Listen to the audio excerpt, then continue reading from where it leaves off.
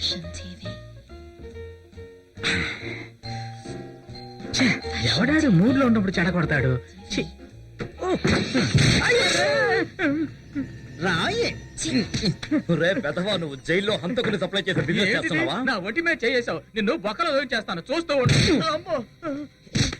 రే దీన్ని ఇక్కడికి ఈడ్చుకొచ్చినా నీకు ఇంకా విషయం అర్థం కాలేదా? మహిళా జైలులోని ఆగడాలు నేటితో బంద్ అవుతాయి. జైలులో జేబులు నిప్పి హత్యలు చేస్తున్న బ్రోకర్ నా కొడక, చచ్చేంత వరకు నేను సెంట్రల్ జైల్లో పెట్టిస్తాను. నువ్వు మంచోడు డేవిడ్. అంటే నేనేంటో నీకు తెలుసన్నమాట. ఎంత బలంగా కొట్టడానికి నువ్వు తప్ప సిటీలో ఇంకెవరున్నారు? నా వల్ల పొరపాటు జరిగిపోయింది. నిజాన్ని చిలక పలిగినట్టు పలుకుతా. నేను అప్రూవర్గా మారిపోతా. దయచేసి నన్ను వదిలేయండి. 4 పిల్లలు, 2 పెళ్ళాలు ఉన్నవాడి నేను. అయ్యో అన్నయ్య, పాపం అన్నయ్య, వదిలేనయ్యా. 2 పిల్లల ముద్దులు ఒకటి కదా, కానీ బైనాకులర్ తో ఆడాళ్ళ అందాలు చూడకుండా కళ్ళు మాత్రం పీకేద్దామన్నయ్య. చిలకలాగా అన్ని చెప్తానన్నానుగా, ఇంకా కొట్టడం న్యాయంగా ఉందా చెప్పండి? వర్గీస్ ఎంసీ పాల్ కు గొడుగు పట్టే ప్రజా కాంగ్రెస్ నేత, అసిస్టెంట్ జైలర్ చంద్రారెడ్డికి డబ్బులిచ్చి ఆసాను చంపమని చెప్పింది వాడే. అంటే ఎంసీ పాల్ ఈ కుట్ర వెనకాల ఉన్నాడని అర్థమవుతోంది. ఆ ఇద్దరు ఇచ్చిన ఇన్ఫర్మేషన్స్ పరిస్థితిని మరీ కాంప్లికేటెడ్ చేస్తాయి. అవును, మన రాజగోపాల్ కొన్న తోట సిటీ కాంగ్రెస్ నాయకుడు కన్నయ్య బావమరిదిది. దాన్ని చాలా తక్కువ రేటుకి రాజగోపాల్కి ఇచ్చాడు. అది అతను ఇష్టపడి ఇచ్చుంటాడు. ఈ కన్నయ్యది ఎంసీ పాల్దే వేరే దారులు కదా. అవును, అందుకే మనం 2 దారుల్లోనూ ప్రయాణించవలసి వస్తాం. ఆ రాజగోపాల్ పేక మీద కత్తి పెడితే నిజం చెప్పేస్తాడు. అతను పట్టణాన్ని శాసిస్తున్న పోలీస్ ఆఫీసర్. అంత తొందరగా అతని పీక మీద మనం కత్తి పెట్టలేము. కానీ అవసరం అనిపిస్తే అతని పీక కొయ్యాల్సి ఉంటుంది. మీరందరూ ఎక్కడ కూర్చున్నారా?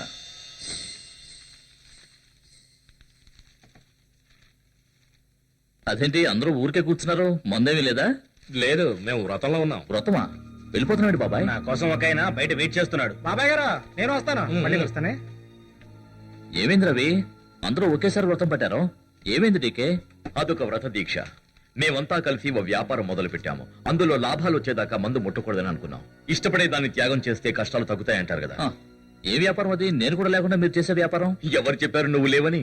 ప్రాఫిట్ చేతికి రాని నీ వాటా నీకు వస్తుంది. రవి, కాస్త టీవీ ఆన్ చేయి, సరికొత్త వార్తలుంటే చూద్దాం. నేను వెళ్తున్నాను. నడువంతా ఒకటే నొప్పి, ఏమైందో తెలీదు. తోటల్లో పుట్టల్లో తిరగడం వల్ల నడుపు పట్టేసి ఉంటుందన్నా. ఓహో, ఆ విషయం నీకు తెలిసిందా? అక్కడ ఇక్కడ దాచిన డబ్బు, నగ నట్రా మొత్తం అమ్మేశాను. వీటితో పాటు బ్యాంకులో లోన్ తీసుకున్న డబ్బుతో కలిపి ఓ చిన్న తోట కొన్నాను. ఈ ఉద్యోగం నుంచి రిటైర్ అయ్యాక బతకడానికి చిన్న ఆసరా కావాలి కదా తమ్ముడు. అవునవును, రేపటి గురించి ఆలోచించాలి, ఏదో విధంగా సంపాదించాలి. డబ్బులున్నప్పుడు ఆదా చేస్తే అవసరం వచ్చినప్పుడు, అనుకోని విధంగా కష్టాలు వచ్చినప్పుడు అందులో ఎక్కొచ్చు. కొంతమందికి అవకాశం ఉండకపోవచ్చు. ముందు జాగ్రత్త పట్టడంలో తప్పేం లేదు. వెళ్ళు, వెళ్ళి మీ ఆవిడ చేత మర్దన చేయించుకో.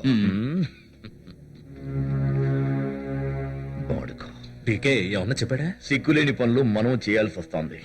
మల్లెల చార్లెస్ పాల్ అంటే ఎంసీ పాల్ ని ఒకసారి కలవాలని నిర్ణయించుకున్నాను.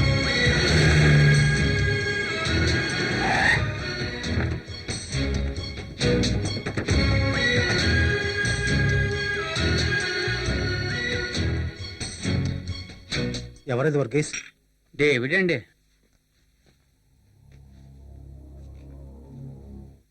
రా. నా చెల్లెలు ఇంతకు ముందే ఫోన్ చేసి మాట్లాడింది. అది ఎప్పుడూ ఎవరొకరి మీద ఏడుస్తుంటుంది కదా. అదే సానియా అమ్మాయిని. అమ్మాయి పేరేంటి? ఆశ. ఆ అమ్మాయిని ఇంట్లో పెట్టుకుందట కదా. అయినా నీ మీద కోపం రావాల్సింది నాకు కదా, దానికెందుకు? అన్నట్టు ఆ అమ్మాయి కాదు కదా నా కొడుకుని చంపింది. ఎవరన్నది ఏదో ఒక రోజు బయటపడుతుంది. నా కొడుకుని చంపింది ఎవరైనా మాకు జరిగిన నష్టం ఎవరు భర్తీ చేయలేరు కదా. మరైతే ఆ సబ్ జైల్లో ఆమెను చంపడానికి డబ్బులు ఇచ్చింది ఎవరు? ఎవరో చెవుల్లో శేషమైనా వేసుకున్నారా? ఆశను చంపడానికి జైలర్ చంద్రారెడ్డికి డబ్బులు ఇచ్చింది మీరే కదా. నువ్వు లేనివి కల్పించకు డేవిడ్. వీడే మీ దగ్గర చొంగ కార్చుకుంటూ తోక ఊపే కుక్క జైలర్ చంద్రారెడ్డికి తరలించిన లుచ్చాగాడు. ఆ పని మీకు తెలియకుండా చేసుకుంటే ఎందుకు ఇచ్చాడో వీడినే చెప్పమనండి. మీ ఆజ్ఞ లేకుండా వచ్చపోయడానికి కూడా పంచేస్తాడు ఈ వర్గీస్. మీరు ఇంకా ఎలాంటి డ్రామాలు ఆడినా లాభం లేదు. మీ కొడుకుని ఎవరు హత్య చేశారో తెలుసుకోకుండా ఒక అమాయకురాలు బలి తీసుకోవాల్సిన అవసరం వచ్చింది. బీటలు వారి పునాదులతో సహా కూలిపోతున్న ప్రజా కాంగ్రెస్ పార్టీ మనుగడ కోసం మీరే మీ కన్న కొడుకును హత్య చేయించారా? ప్రజల సానుభూతి సంపాదించడం కోసమే ఆ హత్యా నేరాన్ని సమాధి చేయడం కోసం ఒక అమాయకురాలు బలి చేస్తారు. చాలాపు నోటుకొచ్చేటలా వాక్కు. వాగడాలు, హామీలు ఇవ్వడాలు మీ రాజకీయ నాయకులకే చెల్లింది. నిజం ఏమిటో తెలిసింది కాబట్టి డైరెక్ట్ గా రాగలిగాను. అందుకే మీ అడ్డాలోకి వచ్చి మిమ్మల్ని నిలదీశా. పోలీసుల్లో కూడా మంచి వాళ్ళు ఉన్నారు. ఆ చంద్రారెడ్డి గారిని బొక్కలో తోయించడం నా వల్ల కాదు. నేను తలుచుకుంటే ఒక్క నిమిషంలో బయట పెడతాను ఖద్దరు ముసుగులో ఉన్న మీ రాక్షస రూపాన్ని. డేవిడ్, నువ్వు చెప్పింది అక్షరాలా నిజం. నా కొడుకుని ఎవరు చంపారు అన్నది కాదు ఇప్పుడు నా బాధ. ఆ అమ్మాయికి అన్ని విషయాలు తెలుసు.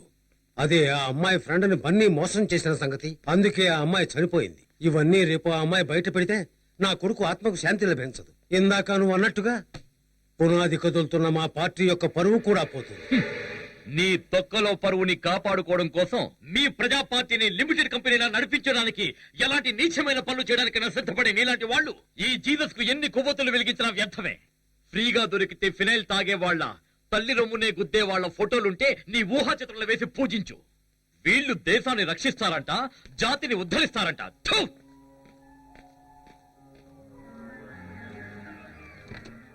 వర్గీసు, ఇక వాడు బతకూడదు. రేపటిలోగా వాడి కథ పూర్తి కావాలి.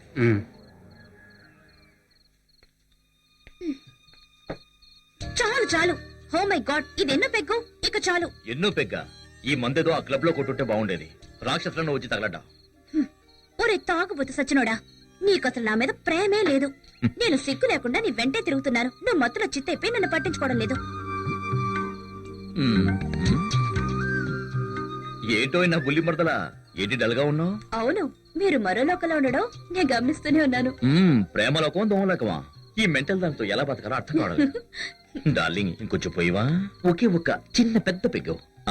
మంచి పెళ్ళాను కదా, ప్లీజ్. సరే, ఒకే ఒక పెగ్గు పోస్తా.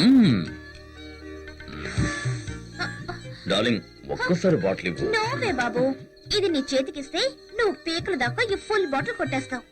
రే సుబ్బు, ఆ జనరేటర్ ఆన్ చేయరా. సుబ్బు, రే సుబ్బు, ఎక్కడో మందు కొట్టి పడిపోయింటాడు. ఎక్కడ చచ్చావురా? అయ్యో ఏమైంది? కరెంటు పోయినా తెలియట్లే. అరే ఆ దీపం పట్టుకొని దెయ్యాలా తిరకు, పిల్లలు జడుచుకుంటారు. నేను వెళ్ళి జనరేటర్ ఆన్ చేస్తా. జాగ్రత్త, షాక్ కొడుతుంది. నిండు పీదన్నిదే నిద్దన్నేనే.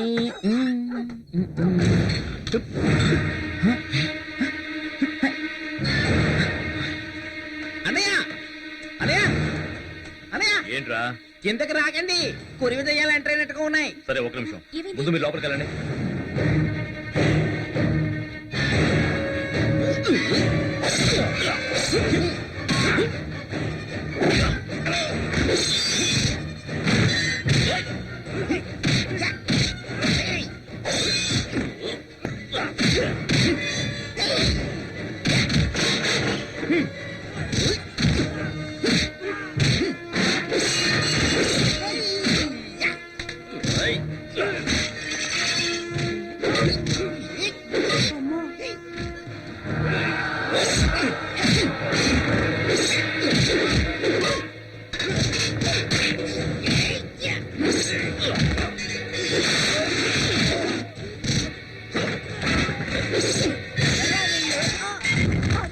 మంటలు, ఆయమ్మ. మంటలు. ఏయ్.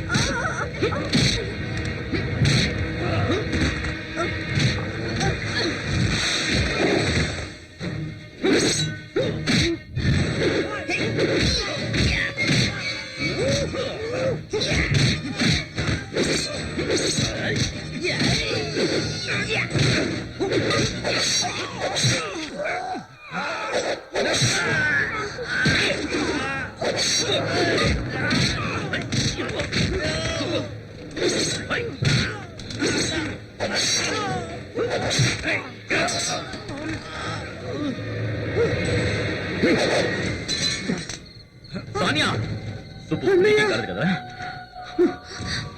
అయ్యో, ఎంత పని జరిగింది. నువ్వు వెళ్ళి పడితే.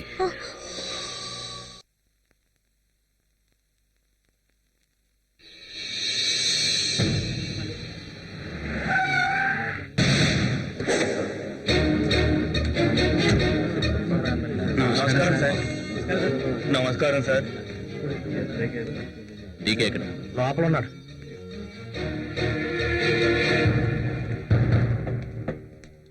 ఏమిటి డీకే ఇది? ఎవరు వాళ్ళు? వాళ్ళ ఉద్దేశం ఏమిటి? వాళ్ళ లక్ష్యం మమ్మల్ని చంపటం. చూసాగా వీడి పరిస్థితి. గొడ్డలతో నరికిన చెక్కు చెదరలేదు. గట్టి పిండం కాబట్టి బతికి బయటపడ్డాడు. నెక్స్ట్ ఎవరనే గానీ డౌట్? ఫోన్ చేసి పేరు, ఊరు, అడ్రస్ అడిగి మరి ఎవరు చంపడానికి రారుగా. సానియా, నువ్వు ఆశని తీసుకుని బయటికి వెళ్ళు. అలాగే బాబాయ్ గారు పద. బయటికి వెళ్దాం.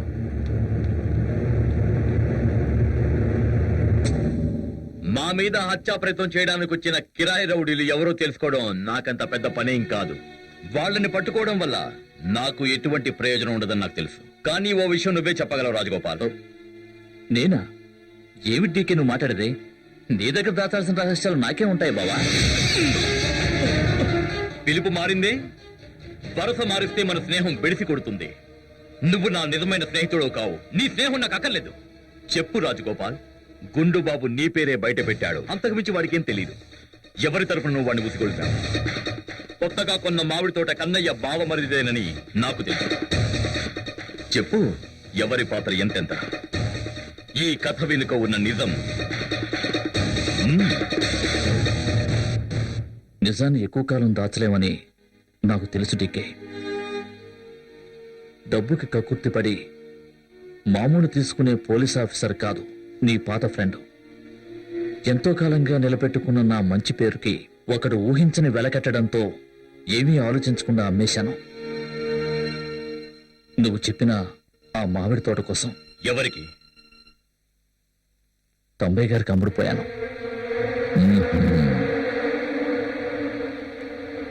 जिंदाबाद जिंदाबाद जिंदाबाद जिंदाबाद कन्नई जोसेफ जिंदाबाद जिंदाबाद जिंदाबाद कन्नई जोसेफ जिंदाबाद कन्नई जोसेफ जिंदाबाद जिंदाबाद जिंदाबाद जिंदाबाद जिंदाबाद कन्नई जोसेफ जिंदाबाद कन्नई जोसेफ जिंदाबाद जिंदाबाद जिंदाबाद कन्नई जोसेफ जिंदाबाद जिंदाबाद जिंदाबाद